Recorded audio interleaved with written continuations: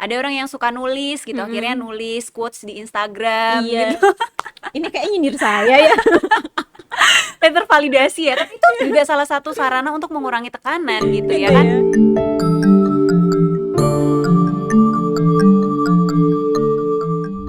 Hey Sobat UNES, senang sekali nih pada kesempatan kali ini bersama saya Tuti Wijayanti dalam podcast UNES.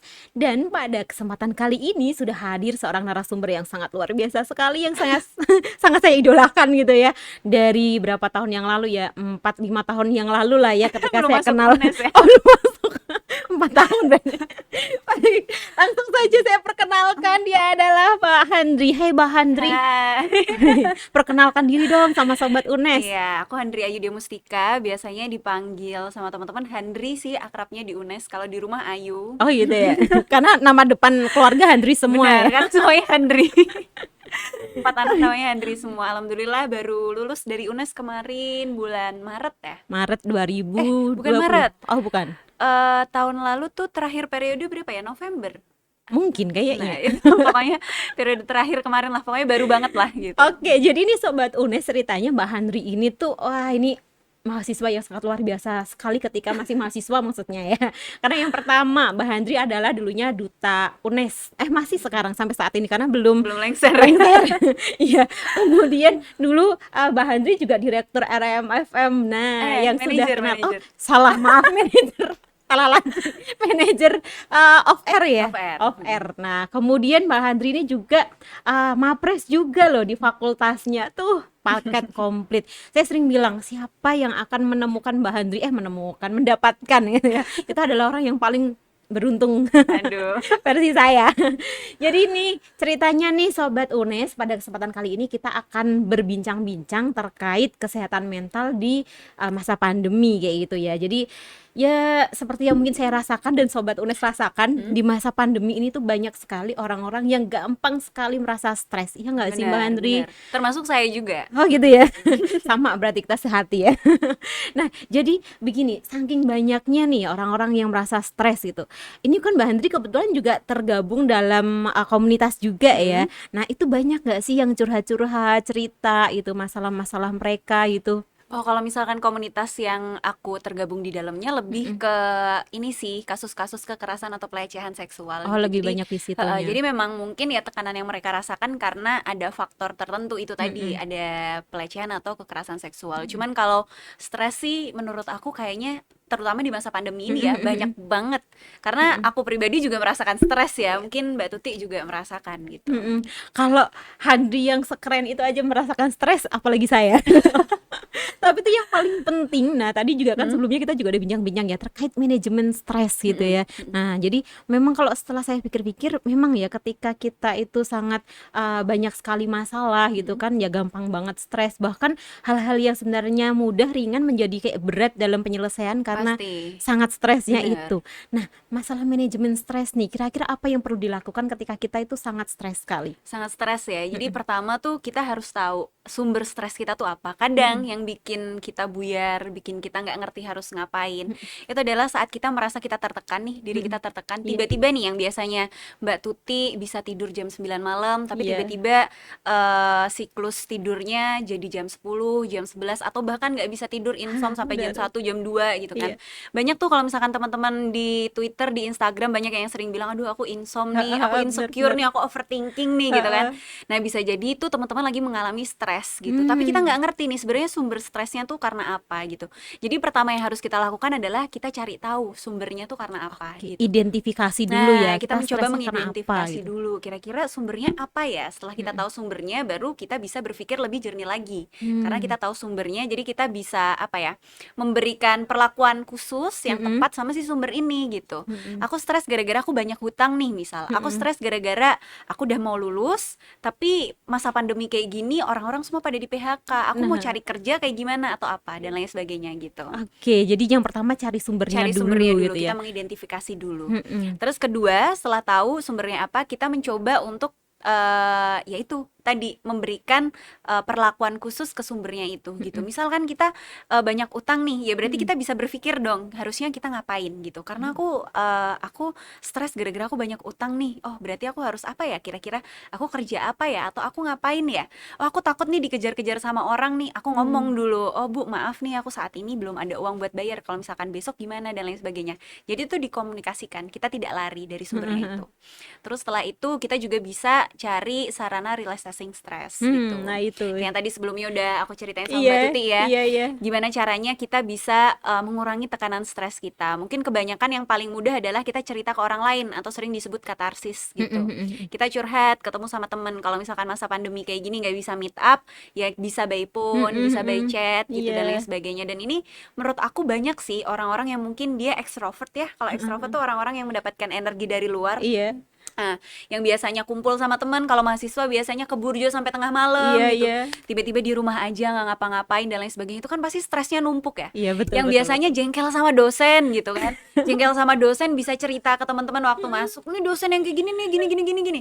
Nah, sekarang gara-gara pandemi di rumah diem aja, makin stres, pusing dan lain sebagainya. Nah, itu kita bisa relaxing stresnya lewat katarsis itu. Bisa by phone, chat atau apa ke orang-orang yang memang kita percaya. Oke, jadi Tapi gitu ya. kadang ada orang yang nggak nyaman buat cerita gitu, karena kan ada orang yang memang mungkin dia nggak suka cerita atau suka curhat gitu ya. Iya. Nah, mungkin ada sarana lain gitu, yang dia suka foto, dia bisa foto-foto, hunting Iya. foto. Ada yang suka melukis, dia bisa melukis sambil mengurangi tekanan stresnya. Ada orang yang suka nulis gitu, akhirnya nulis quotes di Instagram Iya. gitu. Ini kayaknya nyindir saya ya. Letter validasi ya, tapi itu juga salah satu sarana untuk mengurangi tekanan gitu ya Gitu kan. ya. Benar. Oh Itu iya, lagi stres. saya lupa tadi. Jadi nih Sobat Unes ceritanya Mbak Handri ini selain ikut di komunitas apa namanya Batir ya namanya ya. Jadi Batir. komunitas untuk curhat-curhat gitu ya. Nah, di sini juga Mbak Handri itu memang karena alumni psikologi ya. Nah, jadi psikologi jadi Fakultas Ilmu Pendidikan. Jadi gitu. Kenapa kok kemudian saya tanya-tanya tentang kesehatan mental nih? Karena kebetulan saya sendiri salah satu orang yang sering curhat sama Mbak Handri. Ini curhat lagi ya. Itu berarti salah satu cara ya Iya, kan, untuk salah satu menurunin cara. tekanan stres. Oke, selain tadi ya menuliskan di Instagram gitu ya, di WA story gitu ya. Itu. Kemudian yang lain deh untuk menurunkan tingkat stres itu dengan cara seperti apa? Untuk menurunkan tingkat stres banyak sih ya, tergantung kita biasanya kita nyaman ngapain gitu. Banyak orang yang kayak aku suka makan es krim nih, biar aku bisa relax lagi atau apa, akhirnya ya udah ngajakin teman makan es krim. Ada yang Gitu ya. sering jalan-jalan dan lain sebagainya kayak gitu.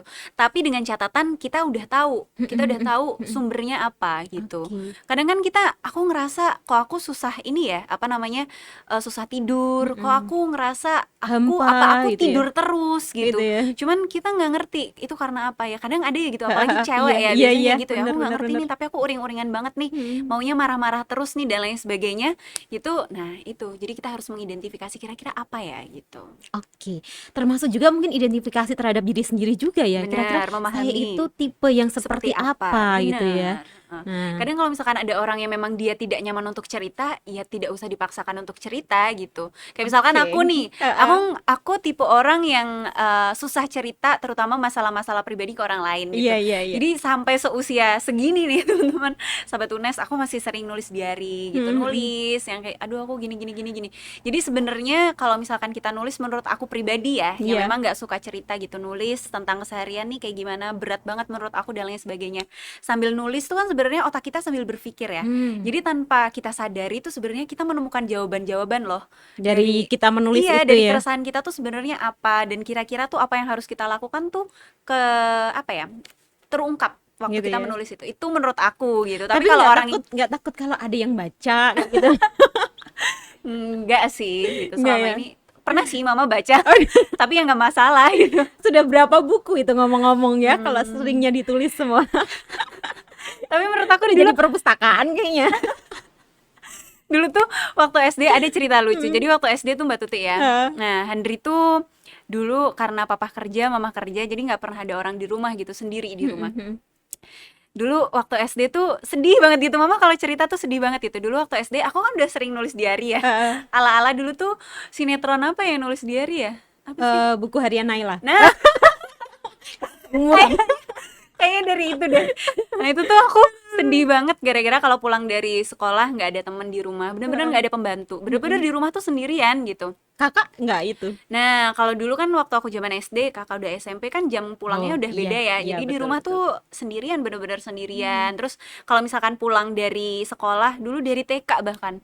Dari TK tuh pulang, aku pasti nungguin semua teman-teman pulang semua karena saking kesepiannya kalau di rumah sendirian gitu. Gitu Sedih ya. banget kalau ceritain sekarang gitu. Nah, dulu tuh ada aku udah sering tulis buku Heeh. gitu. Aku nulis-nulis. Jadi itu bahasanya masih bahasa bocah ya. Dulu ada burung-burung pipit gitu Oh kan. gitu. Aku nulis, burung pipit, kasihan ya kamu tanpa ayah, tanpa ibu seperti aku gitu dan sebagainya. Nah, waktu itu dibaca lah sama mama gitu tuh, mama bacanya sampai nangis gitu deh, maaf ya gitu. Sampai sekarang kalau ada tamu ke rumah atau apa pasti dia cerita, mama cerita, Gitu iya ya. dulu dia waktu kecil kayak gini. Dan itu masih aku lakukan sampai sekarang, Mbak. Gitu ya, dan cukup melegakan juga Cukup ya. melegakan. Oke, jadi saya ini nih mendapatkan teori baru nih, bahwa bahkan dalam sebuah hubungan pun kita juga harus memahami orang lain ya. Tidak Bener, semua orang itu mau untuk cerita. Jadi bener. ketika ada orang yang aku nggak mau nih diusik terkait masalah pribadiku, berarti Nah, kita juga harus menghormati ya. bener. Nah Ini yang itu. kadang sering kita salah kaprah ya. Kita Mm, niatnya mm, mau bantu nih. Ada mm, temen nih, ya. misalkan dia putus sama pacarnya gitu. Mm, Wah, nih pasti nih orang lagi sedih nih. Akhirnya kita ke kosannya. Ayo sini kamu cerita sama aku. Kenapa? mm, Kamu kenapa? Gitu. mm, Padahal sebenarnya dia nggak pengen cerita gitu. mm, Cuman kita memaksa dia buat cerita. Jatuhnya kayak ya awalnya kita niatnya positif, jadinya mm. negatif Iya gitu. ya, karena merasa malah justru dia semakin Dia merasa tertekan ya merasa gitu ya. terintimidasi, "Kenapa sih aku emang belum mau cerita," gitu dan lain sebagainya. Tapi Oke. kadang ada orang yang memang bener dia datang ke satu orang untuk cerita, untuk Mm-mm. menyalurkan itu tadi, tekanan-tekanannya Mm-mm. gitu. Nah, tapi kadang ada juga nih, jadi di apa namanya, saking stresnya gitu ya, Mhm, apalagi di masa pandemi kala ini ya. Jadi tuh agak susah ketika mau telepon, kadang terkendala oleh jaringan mhm, gitu kan. Mau ketemu juga ya masih terbatas, apalagi kalau jauh begitu mhm. ya. Sehingga kadang itu ruang lingkupnya tuh semakin sempit juga di Buat masa kayak cerita, gini. mhm. Iya. Nah, ketika cerita, sering cerita ke si A misalnya, ternyata yang diceritakan itu ini kebetulan apa ya, bisa dikatakan kurang amanah gitu ya, Mmm, atau mungkin apa ya, malah pengalaman justru ya? justru malah kadang itu bohong-bohong gitu kan. Oke, Nah, masalahnya adalah kadang itu Kak, saya melihat untuk meningkatkan kepercayaan kepada mhm. seseorang itu kan kayaknya susah Susah banget banget, gitu ya. iya. Nah, yang sudah terlanjur apa ya, istilahnya krisis kepercayaan gitu, Ke kira-kira satu cara, orang. ya mungkin tidak hanya satu ya, Mhm. beberapa orang mungkin kayak gitu. Nah, itu kira-kira cara mengatasinya bagaimana ya? Sebenarnya gini, kadang tuh krisis kepercayaan ini tergantung ya. Kita Mhm, mengalami mhm. krisis kepercayaan ke satu orang itu karena memang kita pernah mengalami pengalaman buruk sama dia. Kita Mmm. cerita terus cerita kita akhirnya Ah, disebar-sebarin iya gitu. itu. Itu berarti ya wajar kita merasa kita mengalami krisis kepercayaan ke nih Mhm, orang gitu karena mhm, kita pernah mengalami pengalaman buruk sebelumnya mhm, mhm, gitu. Cuman kalau misalkan krisis kepercayaan ke semua orang itu berarti bisa jadi kita yang mhm. salah gitu karena kita Mmm, memandang semua orang negatif gitu. Padahal gitu ya? belum tentu seperti itu gitu Mhm, kan. mhm, mhm. Ya, tergantung nih dari apa dulu nih case-nya, Mbak Kalau Tuti? yang pertama dulu, yang tadi, yang Pernah ya? heeh, jadi Mhm, pernah percaya sama satu 2 orang, tapi dan tidak pada semua orang mhm, nih mhm, bisa percaya gitu ya. mhm. Tapi orang yang dipercayai kebetulan malah justru, apa ya, menyebarluaskan gitu. Nah, Nah, itu PR juga buat aku sih. gitu ya, Aku PR ya. kurang tahu nih jawabannya kayak gimana karena memang untuk membangun kepercayaan lebih lagi setelah Mhm, pernah dijatuhkan itu memang mhm, susah ya mhm, mhm, gitu. mhm, Jadi kalau misalkan kita merasa satu orang ini tidak cocok untuk jadi sarana kita buat katarsis, mhm, buat cerita, ya kita cari orang lain yang mungkin lebih terpercaya. Menurut aku kayak gitu. oke. Karena nggak semua orang bisa jadi tempat cerita. Nah Itu aku itu. paham banget gitu. Mhm, mhm, Mungkin ada nih misal Mbak Tuti punya sahabat gitu, mhm, udah deket banget sahabat mhm. dari SD misal atau dari orok gitu, dari bayi. Udah sahabatan gitu. Iya, Mbak Tuti merasa, "Ah, ini udah kenal aku banget," gitu. Akhirnya aku heeh, cerita semuanya. mhm. Belum tentu loh sahabat kita ini dia bisa menjadi pendengar yang baik, ya kan? Iya iya, benar Nah, ya, belum benar tentu benar. dia bisa menjadi wadah yang aman Mhm, gitu. mhm, Karena ya nggak semua orang. Jadi menurut aku kalau bicara tuh semua orang bisa. mhm, Tapi mhm. menjadi pendengar tuh semua orang belum tentu bisa Iya gitu. betul sekali, benar benar benar. Mm-mm. Dan juga untuk, mendapatkan kepercayaan dari seseorang itu juga sebenarnya nggak mudah Nggak ya mudah, gitu ya. bener. Nah jadi kalau bagi sobat UNES nih yang kebetulan nih, dia di tempat curhat gitu Mm-mm. ya, kebetulan juga sangat dipercaya ya, maka jagalah kepercayaan Kepercayaan itu. itu gitu ya. Nah, Karena juga ini akan sangat melukai, sebenarnya dua pihak ya yang akan mm-mm, terluka ya, bener. baik yang dipercaya yang akhirnya hilang itu kepercayaan kepada dia, Mm-mm. maupun yang mempercayai itu Nah, akhirnya bahkan bisa depresi, down benar, kayak gitu benar ya. banget. Heeh. Nah itu. Nah, ini ada satu hal yang menarik lagi, kebanyakan ya kalau misalkan aku buka topik-topik di Instagram atau apa tuh banyak dari mereka nih merasa kayak gini, Kak banyak banget nih yang cerita ke aku, tapi aku nggak tahu aku harus menanggapi apa gitu. Jadi aku jadi tempat curhat orang-orang, tapi aku nggak tahu aku harus kayak gimana gitu. Nah itu kan banyak ya orang yang kayak gitu. Mungkin Bu Tuti dicurhatin sama mahasiswanya atau Please apa, Mbak ya, Mbak ya, Mbak please. Mbak Mbak Iya, Tuti iya. gitu kan. Cuman nggak ngerti aku harus ngapain gitu. Iya, iya. Nah, itu kan satu PR lagi ya. Jadi kita tuh kadang gini, ada yang namanya toxic positivity gitu. Toxic Apa positivity itu? itu adalah sesuatu hal yang menurut kita positif, Mm-mm. tapi saking positifnya jadi tuh jatuhnya negatif gitu. Misal kayak ada teman kita datang nih ke kita, Han, aku habis diputusin sama pacarku, dia nangis. Sebenarnya niat kita baik, udah nggak usah nangis, apaan sih, cowok banyak kok gitu. Menurut kita itu adalah satu apa ya, kata motivasi yang mungkin bisa membantu dia akhirnya udah aku nggak nangis lagi gitu. Tapi ternyata itu toxic teman-teman gitu. Jadi ya dia datang ke kita, dia ingin menyalurkan emosi negatifnya Iya. gitu. Jadi apa yang harus kita lakukan waktu ada teman curhat ke kita, ya pertama kita mau validasi perasaannya. Iya. Oh ya, aku tahu kok kamu pasti sedih banget. Aku tahu kok di posisi ini tuh pasti sangat sulit buat kamu gitu. Nggak apa-apa kalau kamu mau nangis, nangis aja gitu. Yang kayak gitu itu yang kadang orang nggak ngerti. Apalagi kalau cowok. Kalau cowok biasanya alah bro, udah ya, udah bro, cewek banyak banget bro, udah nggak usah nangis gitu. Ini biasanya kayak gitu kan. Makanya tuh ternyata aku waktu dulu masih mahasiswa, gaya banget ya. Padahal baru lulus kemarin. Nah, itu PKL di salah satu rumah di RSJD Dr. Amino. Magelang. Bukan, Oh, di bukan. sini, Pedurungan. Oh, iya, iya, iya. Pedurungan. Ternyata banyak pasien-pasien di rumah sakit sana tuh kebanyakan cowok, Mbak Tuti. Gitu. Dan aku waktu konsultasi sama psikolognya, aku nggak tahu sih ini sudah berdasarkan riset atau apa, tapi psikolognya waktu itu bilang kayak sebenarnya tuh prevalensi atau apa ya, presentase orang yang bergangguan jiwa ya kan, itu lebih banyak cowok loh dibandingkan cewek gitu. Kok bisa? Nah, kok bisa pertanyaannya kan? Terus ya itu ternyata karena cowok itu dia susah untuk meluapkan emosi negatifnya karena Iya, betul, betul. selalu selalu distigmakan kalau cowok nangis tuh berarti dia lemah gitu. Padahal enggak. Cowok galau diputusin ceweknya tuh kayak apaan sih kamu? Iya kan pasti selalu Iya, gitu iya, ya. betul, betul, Dan betul. gini, kalau cewek nih Mbak Tuti datang ke temannya.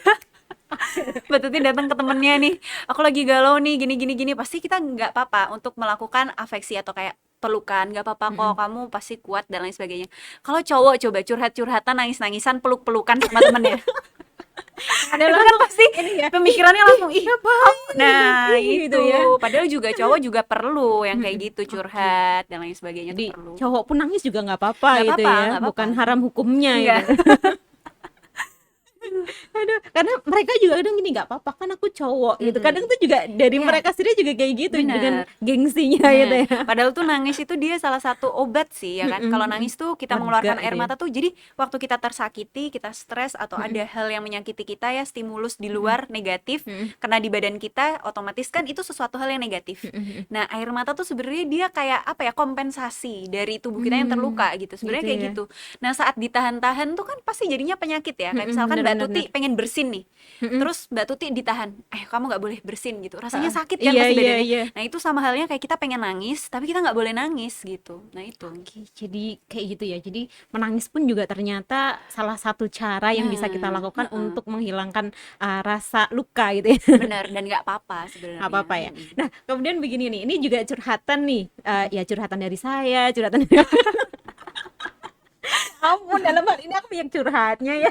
Ini gini, terkait tadi nih masih tentang kepercayaan gitu ya. Jadi ada juga beberapa kasus gitu ya yang saya dapat itu begini. Satu, kadang tuh gini, orang sudah dipercayai gitu ya, kemudian dia itu sebenarnya tuh tidak bisa apa ya menjaga kepercayaan itu. Tapi ada juga tuh ternyata satu orang udah tahu dia susah dipercaya tapi masih percaya lagi, cerita lagi kayak gitu. Ke orang yang sama. Kayak gitu. Nah, itu tuh sebenarnya yang salah tuh siapanya ini? Nah, itu sih sebenarnya case-nya macam-macam ya, Mbak ya. Iya. Tergantung case-nya kayak gimana sih. Sebenarnya kalau misalkan kita memang percaya sama seseorang, kita mau cerita sama seseorang, yaitu dua belah pihak sih. Sebenarnya Iya. waktu kita mau cerita ke orang, kita harus meyakini sendiri kalau orang ini nih kira-kira bisa dipercaya atau enggak gitu.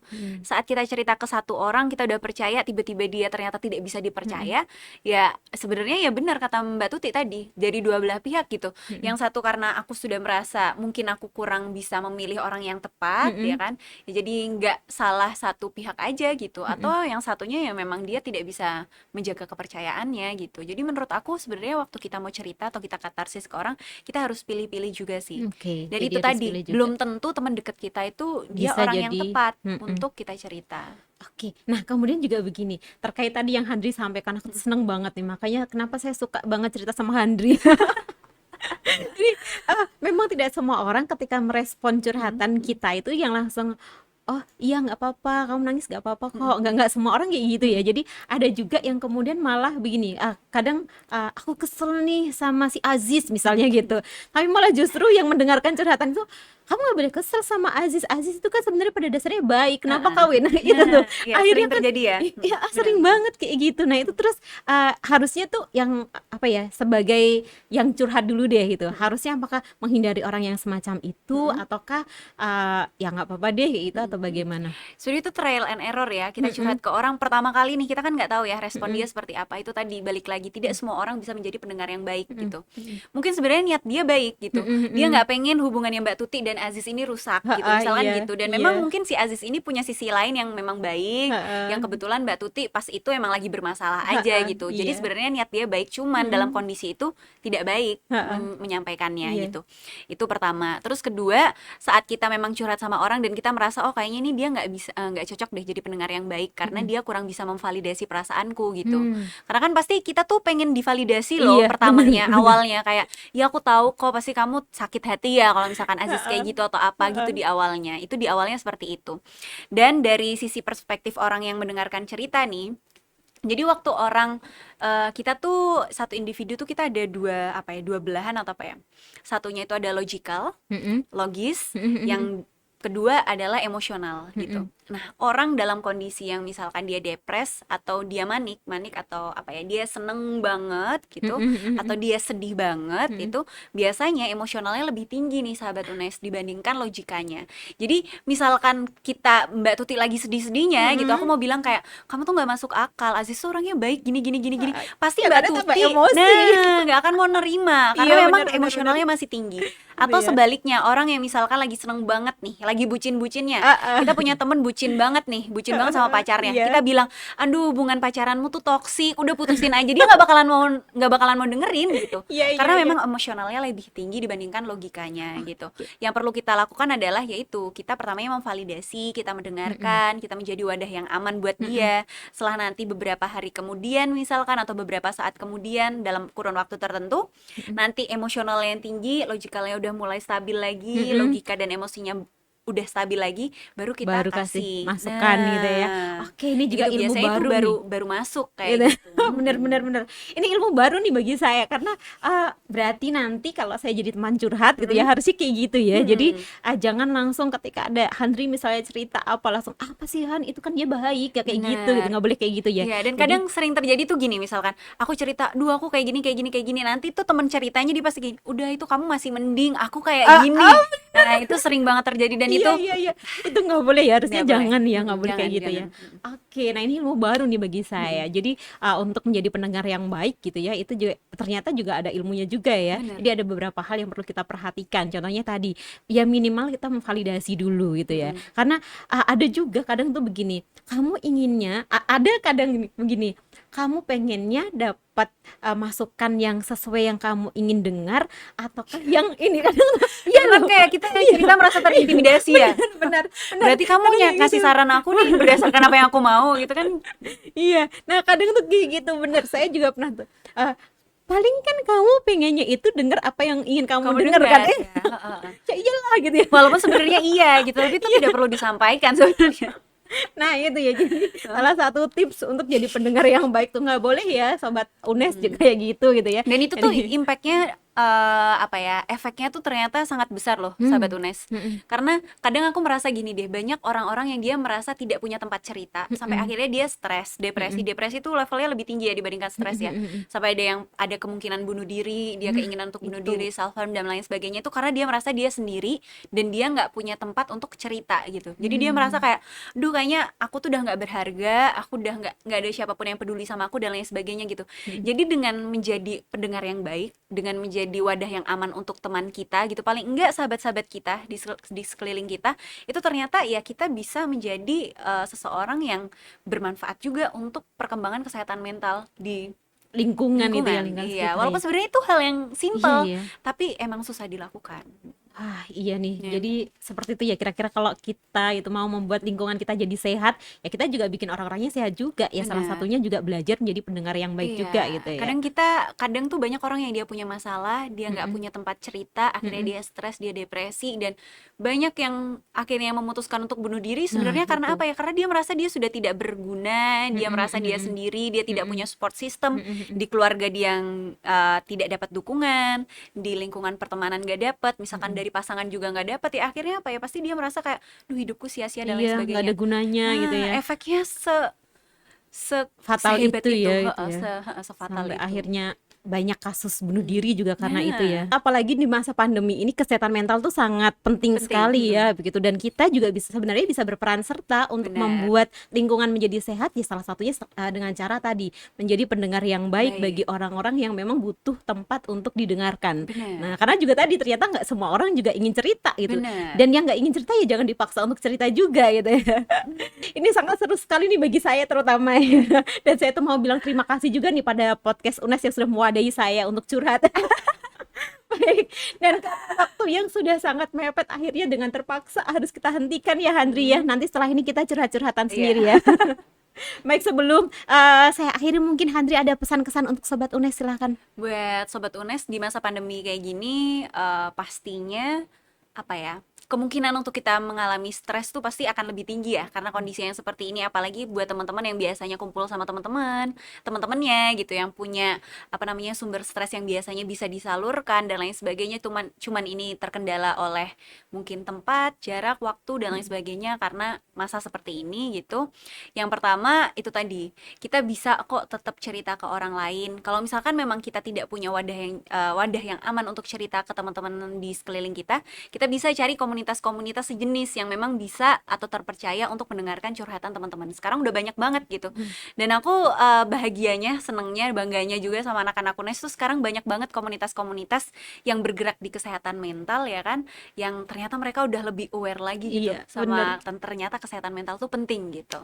Nah, jadi itu tadi, kita cari sumbernya di mana, kita mencoba untuk melakukan perlakuan yang tepat, dan kita bisa relaxing stres dengan cara apapun yang kita sukai gitu. Oke, terima kasih banyak Handri, dan terima kasih juga pada Sobat UNES yang sudah berkenan menyaksikan kita begitu ya. Jangan lupa untuk selalu ikuti terus podcast UNES ya. Silahkan bisa follow IG kalau belum follow IG-nya podcast UNES. Kemudian jangan lupa untuk subscribe, kemudian like, share juga, komen juga boleh banget. Jangan lupa juga dengarkan Spotify-nya podcast UNES. Sekali lagi terima kasih Mbak Handri, dan saya Tuti Wijayanti berserta Handri Ayu.